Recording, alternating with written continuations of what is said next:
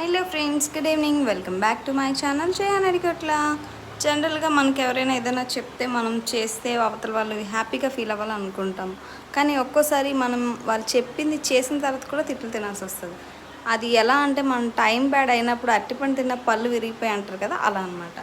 అంతే, ఏం కాదండి. మా అమ్మ ముక్కల పులుసు చేయమని అడిగింది. నేను చక్కగా లక్ష్మణ్ వాళ్ళ తోట నుంచి తీసుకొచ్చిన ముక్కలన్నీ చేసి పులుసు చేశాను అనమాట. అంటే సాంబార్ చేశాను నీట్గా. కానీ తిట్లు తిన్నాను. ఎందుకంటారా, మా అమ్మ అడిగిందంట చికెన్ ముక్కల పులుసు అంట, ఇక్కడ చేసింది సాంబార్ ముక్కల పులుసు కదా. సో నచ్చలేదు. సో ప్రాసెస్ ఏమీ లేదు, చక్కగా వెజిటేబుల్స్ అన్నీ బాయిల్ చేశాను, వేరుగా పప్పు వేరుగా బాయిల్ చేశాను.